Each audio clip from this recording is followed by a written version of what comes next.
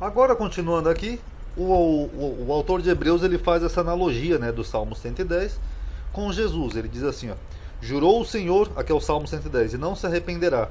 Tu és um sacerdote eterno, segundo a ordem de Melquisedeque. Muitos críticos acreditam que esse Salmo de Davi, se tomado como uma profecia... Por que, Ronaldo, se tomado como uma profecia? Porque Davi não foi profeta.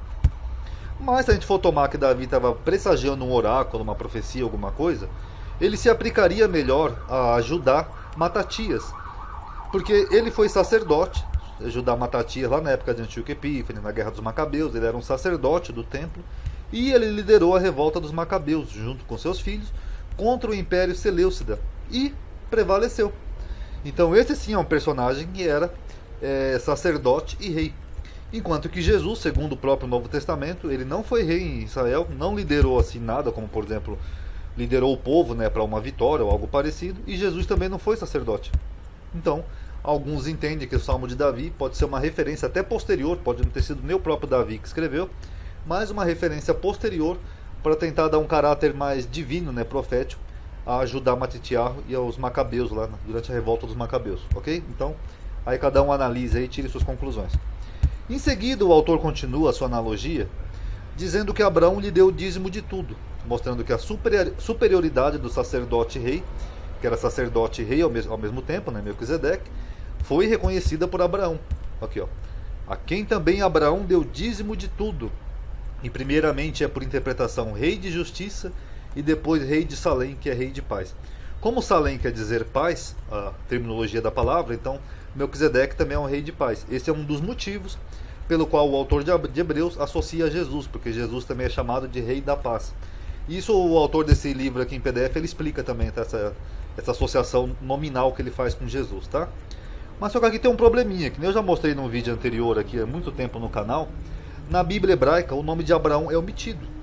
Então aqui tem uma confusão nessa questão de quem deu dízimo para quem, lá no encontro de Abraão com Melquisedeque.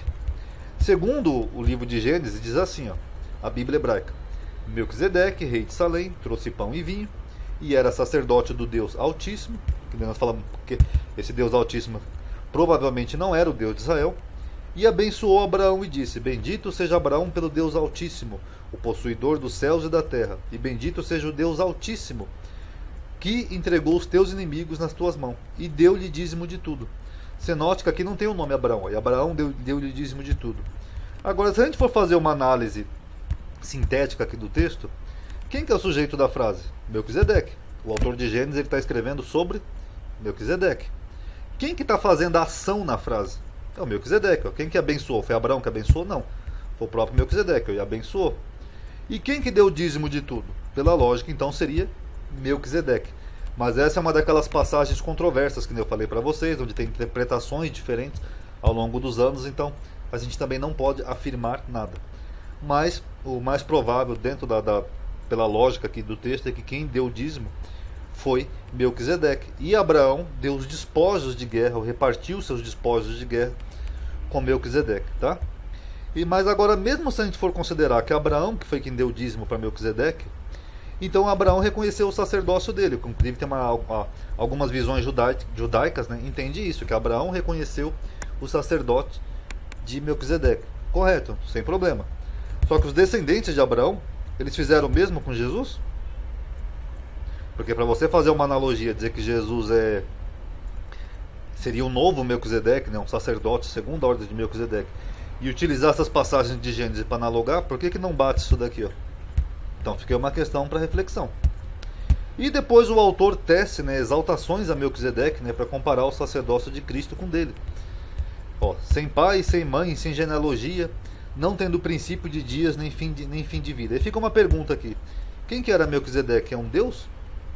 Porque ele não tinha pai, não tinha mãe, não tinha genealogia. Genealogia tudo bem, porque era comum na Bíblia terem genealogia. Como ele era um personagem atípico, né, não era parte do povo, é natural ele não ter genealogia. Agora, por que Melquisedeque era sem pai e sem mãe? Como é que ele nasceu? E por que ele não teve fim de vida? Ele está vivo até hoje ou é mais um dos personagens que dizem que foi arrebatado aos céus? Fica aí mais uma questão para reflexão. Porque todas essas características que ele coloca aqui de Melquisedeque dá a entender que ele era um ser sobrenatural. E ele diz mais ainda, diz que ele foi feito assemelhante ao Filho de Deus. Então quem que era Melquisedeque? Era o Jesus? Então fica aí uma questão. Ó, mas permanece sacerdote para sempre. Então Melquisedeque é sacerdote até hoje? Tem o sacerdócio de Melquisedeque? Então fica aí para reflexão. Aí ele continua exaltando, dizendo que ele era tão grande que até o patriarca Abrão deu os dízimos dos despojos. Pelo menos aqui ele coloca o correto, né, do despojo. Mas isso era comum no mundo antigo. Isso não quer dizer que Melquisedeque era um ser sobrenatural.